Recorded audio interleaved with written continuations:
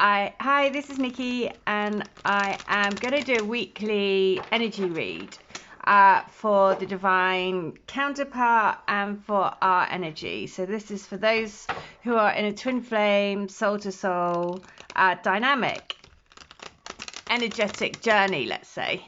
Energetic journeys of the souls coming together in this physical, beautiful world that we live in. And so I am just going to do divine counterpart energy down this side, our energy down this side, and then the energies in the middle. Key things to know either side. And then basically the energy from above and the energy that is grounding this connection into this physical dimension. So I've shuffled the cards. So first of all, what is going on in the divine counterpart's head? Messages. Wanting to bring a message, basically. What's going on in their heart? The Hierophant, the tradition.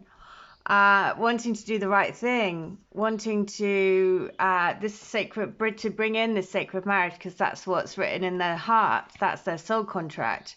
Because what they want is the feeling of being left out in the cold to go away. So, I feel a little bit like, yes, I know what you mean. So basically, because it's a soul contract for them, in the heart of them, they know that they have got this soul purpose to fulfill, which is where this Hierophant comes from, because you're already in sacred marriage together. What's in their head is about wanting to communicate, wanting to, in fact, this morning's message, it was about the video I titled, I Want to Tell You Everything. And that is like the Eight of Wands. That is the bringing you messages, wanting to be able to come forward, because at the heart, that's their sacred truth. They want to not feel like they're being left, that they're, kind of left out from what they truly want to do, basically, that feeling of the Five of Pentacles. So the key thing to know for them then is this. Look, yeah. It's the five. It's the Five of Cups. It's they're feeling like this. They want to be able to turn around and focus on the Two of Cups, because that's what their heart is telling them. And at the moment, there's, just they're wanting this feeling of the Five of Cups and the Five of Pentacles to go away. Because the energy that they're taking from the union is, look, the Three of Swords. Heartache. Oh, I feel that. So yeah, they're taking the energy from the union is heartache, because the heartache happens because they're not with the Two of Cups, right? They're not following their heart. And because they're not following their heart, they're feeling like unfulfilled in love. Right? 5 and 5, they've got, and interestingly, the Hierophant has got the V above it, so 3 5s, and that is all about change. They've got to change. So what's going on in our heads then? The 10 of Cups. Yeah, because we know that we can have the 10 of Cups with them. We're not worried about. We're just like, come on. We got the 10 of Cups. We can have this. We can do it. All options are you, basically. The 7 of Cups is about having options, but basically the options that we choose are all them, right? Because it's a divine partnership. So what we are wanting is, look, the 10 of Swords, to any fears, any doubts to go away, right? Look at this. The fears and the doubts are happening because the divine counterpart energy is focused on what they don't have, right? And that's causing them heartache. And that's causing us, the energies always mirror, right? And so because of that, with the heart of us, we're saying, but all choices are you. So don't just turn around and look at the Two of Cups. So, because when all the time that they're looking at the Three of Cups that are spilt, that's creating, feeling like, they're not choosing us, right? Which is why we want this feeling to go. The 10 of Swords is all that exactly like I said then, but why aren't they choosing us, right? and that we know that that's, we actually know that isn't the case, because it's a journey of energy and it's a journey of healing. But ultimately, even though we know that, because we know it's the Ten of Cups, you can't help but feel that if they're choosing, a different path at this moment in time. But the thing is to know that that's causing them heartache. So the key thing for us is, look, the High Priestess, it's intuition. It's knowing that all of this is happening for a reason, because it's here to balance the energies. The energy that we're taking from yeah, not a surprise. This morning's energy, when I pulled this for this morning, it was the Seven of Pentacles. So actually, of course, that should be the energy that's represented here. I mean, that's quite wild. I mean, in a good way, right? Because actually, of course, it should be the same energy that we're taking from the union.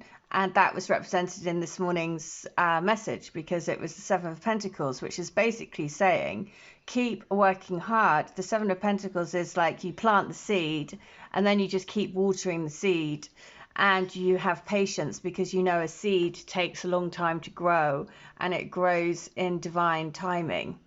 And so this is represented here about saying that, there is this, the reason why there is this sense of heartache and, not being emotionally fulfilled, feeling like, left, basically, behind the window of what your heart truly wants, because the heart wants the traditional relationship with you. So let's look at the crowning energy, and it's the spiritual warrior going out on a path, and the bottom energy, the Emperor. So the Emperor is wanting to create, the Emperor is here wanting to bring this connection into the physical, wanting to help ground it. Actually, the Emperor is also pretty stubborn for what he believes in, right? And here, the crowning energy is like going out on this spiritual path, the spiritual warrior. He's got the crystal ball in his hand and he's looking at it. So, this is all of this basically is, all about saying that there has to be a journey of spiritual awakening, because at the heart of the divine counterpart energy is the desire to want to come forward, and it's causing heartache because they're not doing what their heart is telling them to do. And because of that, it's causing, unfulfilled emotions, feeling like they're outside of the life that they want to be living. And for us, that's causing, we want that heartache, we want that to go, because it reflects back in our energy as well. It makes us have those fears and doubts and everything, which is why all the swords are here.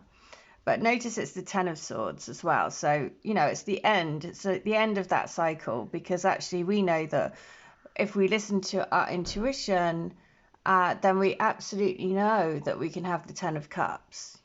That's the reason why we're here, to birth that Ten of Cups, new vibration into this physical world. So we have to, really, really listen to our intuition and really focus on that. And trust in it. So I'm just going to ask, what do we need to do to work our light to help us with this process? Because this is a process, right? There's heartache here because not following the true path. There's the crowning energy is basically putting us on a spiritual path.